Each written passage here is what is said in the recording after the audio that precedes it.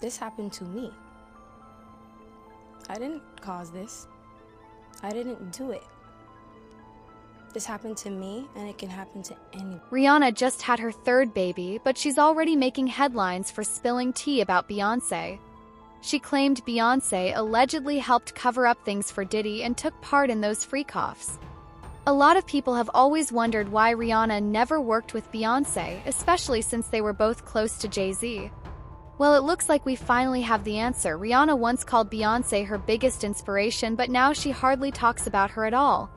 Apart from dealing with Jay-Z making advances toward her and allegedly even sing her in his office when she was just 17, Rihanna also had to deal with Beyoncé trying to force her into freak-offs with Diddy. Rihanna thought she could trust Beyoncé and confide in her during that difficult time with Jay, but she quickly learned Beyoncé wasn't the girl's girl she pretends to be.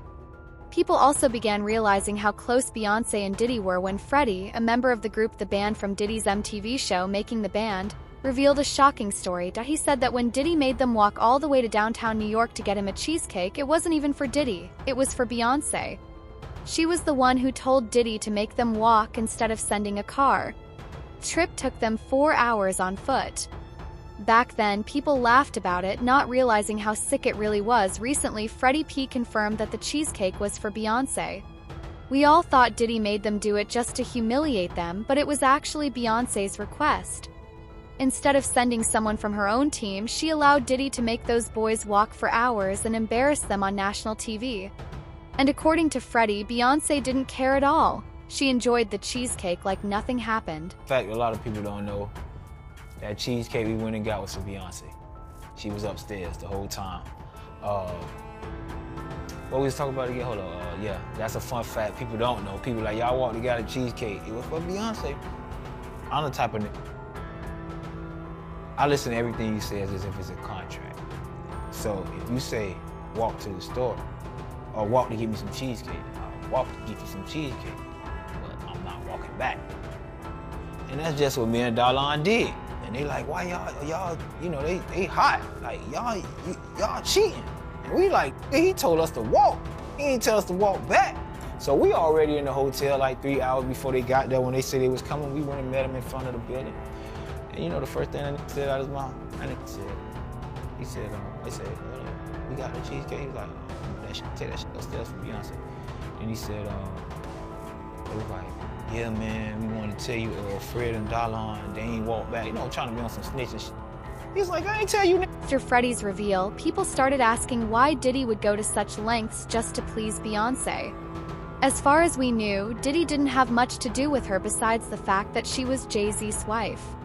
But it turns out she was allegedly involved in those freak-offs too. This came out when DaBaby spilled some tea. He talked about a private party at Diddy's house where he met Beyoncé and Jay-Z. Diddy kicked everyone out, leaving only him, Beyoncé, Jay-Z, and Diddy in the room. Once it was just them, DaBaby said Beyoncé started talking to him a lot and even introduced herself, like, girl, you're literally Beyoncé. Of course that man knows who you are. Stop playing. According to Jaguar Wright, this was actually a freak-off meeting. She claimed Beyoncé was trying to seduce DaBaby because Jay wasn't satisfying her anymore since he's getting a little OD. I was at a party at Diddy crib in LA. This was the beginning of 2020. You know what I mean? Diddy had put everybody else out the crib, like the influx of people, he had put them out. But he had took a liking to me in particular around the time, man. It was really, you know what I mean, like putting his arm around me. Right. So he had put majority of the people out, but he allowed me to stay in there. Mm-hmm. Me and, you know, maybe about 15 others, you know. Right. Jay-Z and Beyonce being, you know, 2 of the other 15 people in the room. So that'll just put it into perspective of the type of company I was in at the moment, you know. And she came over and introduced herself to me like as if she had to. Right. Beyonce, cut it out. But I'm a big fan of your work, you know what I'm saying? Whoop the whoop, and that was just dope. That was dope as hell to me, man. That was dope. What he is a broke down Mandingo fighter still working on behalf of the NFL. That's what he is. Period. You want to know what else I also find funny? That he did that interview with the baby person who sat there and told him about when he met Beyonce. Y'all remember that? That happened on Shay Shack. And he talked about how he was at the Diddy party at Diddy's house. And how after, the festivities were winding down and it was getting later into the middle of the night, approaching 3 a.m., Diddy got rid of almost everybody, but he let the baby stay behind with him and his close friends. And then he talked about how Beyonce was there and Jay-Z was there. Not at their house, at Diddy's house. And how Beyonce presented herself to him, and she didn't have to do that because he knew who she was and he couldn't believe she was talking to him. She approached him, kind of like how she approached that old friend of his when he said that he was at the party and the little people was there and she asked him, "Isn't this sexy?" My. How illuminating. There's been a lot of freaking off going on for a long time. Why does everybody keep... Let me tell you this. Beyonce, Giselle knows Carter. It does not matter how much money they spend, how many people, those tickets ain't gonna stand. You're caught. I wish you had the common sense that animals do when they're caught. They just surrender. But no, y'all gonna fight it to the very end. Y'all gonna bring this broke down old NFL bum who apparently will do anything with his genitals to help cover or create validity where there is none with the weirdos. With his little orange purse. Screwing people's kids. Screwing kids young enough to be his grandchildren. Shame on you. You a dirty, old man. Period. Things get even more disturbing. Word on the street is that Jay-Z and Beyoncé once tried to get Rihanna to join them in a freak-off. That's when Rihanna stepped back from the music industry. When she refused to take part, they allegedly sabotaged her by leaking her album Anti. That's when she knew it was time to leave. Many people believe this is why Rihanna is still hesitant to release new music, because she knows what she went through and wants no part of it again, especially since she's already making billions with Fendi. For context, Rihanna actually used to love Beyoncé and called her her biggest inspiration. Yeah, she wrote me this cute little letter, and she signed it with her autograph. It was so cute. When I first met her, and she wrote, she was telling me, just let loose when you perform and just have fun and be in control. But their relationship started to change when Rihanna became more successful in the mainstream. The more she got to know Beyoncé, the less she loved her. Things got worse when Beyoncé dissed Rihanna in her song Bow Down. People called Beyoncé a hypocrite because she went from preaching about girls running the world to calling those same girls B-words and telling them to bow down. Bow down B over and over from the woman who preaches empowering women is a bit unsettling to some. I just feel like it's kind of, it's hard to swallow. Just very hard to swallow, having seen her in a different light. I don't like it. I don't think it's her. I don't think it goes to what she represents. I love Beyonce, but I honestly think that Jay-Z's putting thoughts in her head.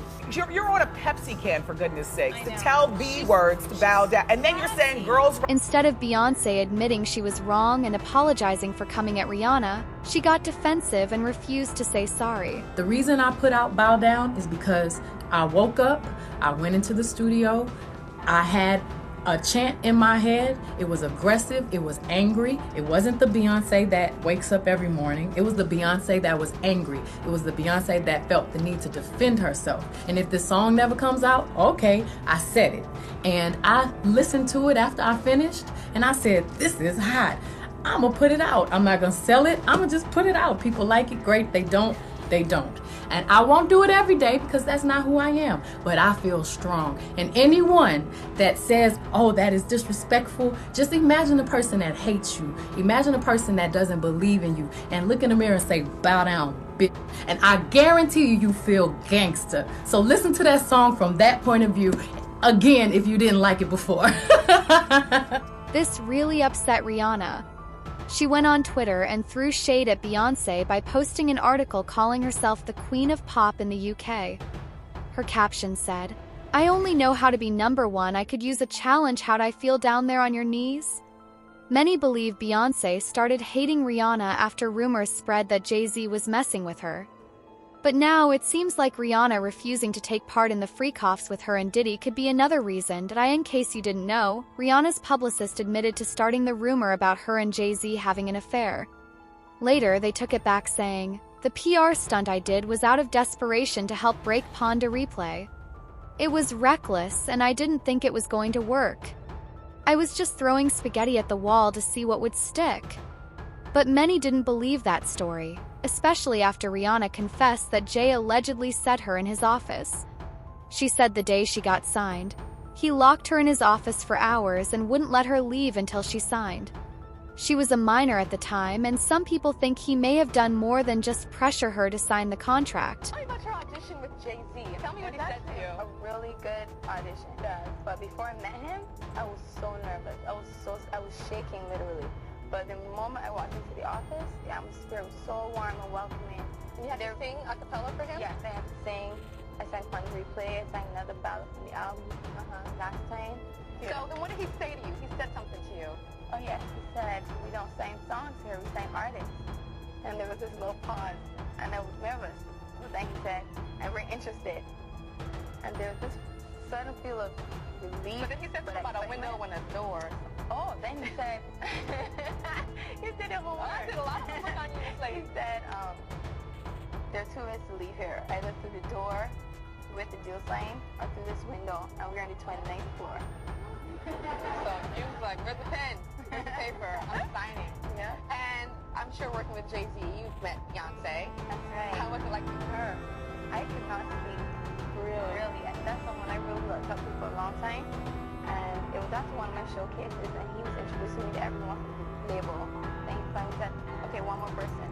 And there she was. And I could not speak. And she gave you some advice. Yes, she did. She just told me to, when I get on stage, let loose, have fun, and be in control. Yeah, and don't be afraid to let it go. No. Because she... Remember how Jay-Z and Beyoncé allegedly sabotaged Rihanna's album Anti because she wouldn't join the freak-offs with them and Diddy? The album leaked on Tidal, a platform owned by Beyoncé and Jay-Z. This forced Rihanna to release the album early. Meanwhile, Beyoncé's Lemonade album, which came out around the same time, got full promotion. Rihanna's album sold just 124,000 copies in the first week, while Lemonade sold 653,000.